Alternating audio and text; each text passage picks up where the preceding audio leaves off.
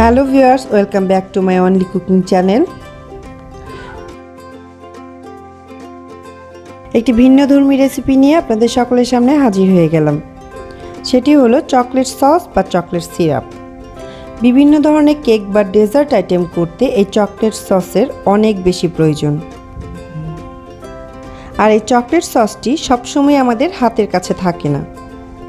চটজলদি কোনো কেক বা ডেজার্ট আইটেম করতে যদি হাতের নাগালে কোনো চকলেট সস না থাকে, সেই ক্ষেত্রে আমরা বাসায় কিভাবে তৈরি করতে পারি সেটি একবার চলুন দেখে নেই।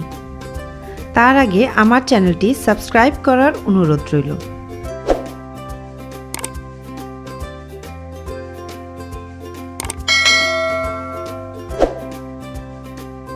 চলে যাচ্ছি মূল রেসিপিটিতে। এখানে আমি চকলেট সসের জন্য নিয়েছি 1/4 কাপ কোকো পাউডার,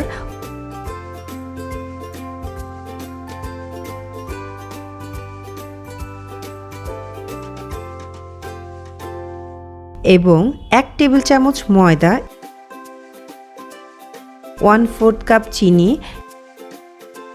এবং সামান্য একটু লবণ।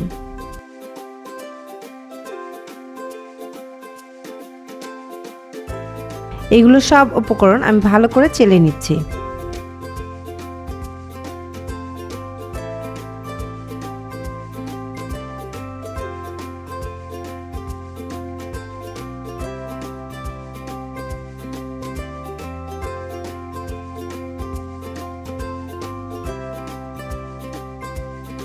এখন ভালো করে একটু মিশিয়ে নিলাম।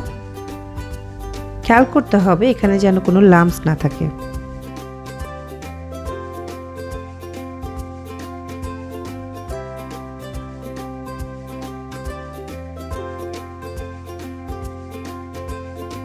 চুলায় আমি এখন একটি প্যান বসালাম।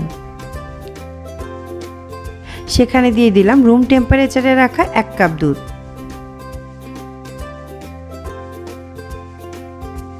এখন এই দুধে আমি 2 টেবিল চামচ বাটার দিয়ে দিলাম।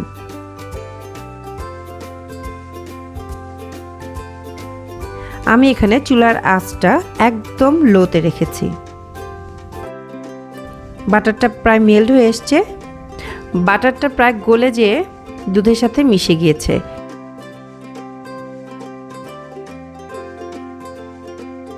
এবার আমি উপকরণগুলো ঢেলে দিলাম। এবার ভালো করে আমি এটাকে নাড়তে থাকবো।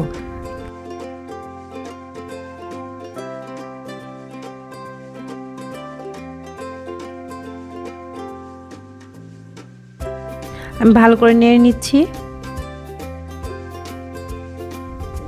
এখন আমি চুলার আঁচটাকে মিডিয়ামের থেকে একটু কমিয়ে রেখেছি এবং এই আঁচেই আমি সসটাকে রান্না করব। সসটা প্রায় ঘন হয়ে এসছে, প্রায় বলক চলে এসছে। এবার নামানোর পালা। আপনারা যদি মনে করেন চকলেট সিরাপটা যদি একটু বেশি থিক হয়ে গিয়েছে, সেই ক্ষেত্রে অল্প একটু দুধ বাড়িয়ে নিতে পারেন। তারপর আবার বলক উঠিয়ে তারপর নামিয়ে ফেলবেন। আমার সসটা দেখুন প্রায় হয়ে এসছে। আমি এখন এটাকে নামাবো। আমি এটাকে নামিয়ে ঠান্ডা করে নিচ্ছি। আপনারা যদি এই চকলেট সসটাকে সংরক্ষণ করতে চান, সেই ক্ষেত্রে 1 থেকে 7 দিন আপনারা ফ্রিজে নর্মালে রাখতে পারবেন। আর যদি তার থেকে বেশি দিন সংরক্ষণ করতে চান, সেই ক্ষেত্রে আপনারা এটিকে ডিপে সংরক্ষণ করতে পারবেন। তাতে করে 1 থেকে 1.5 মাসের মতো ভালো থাকবে।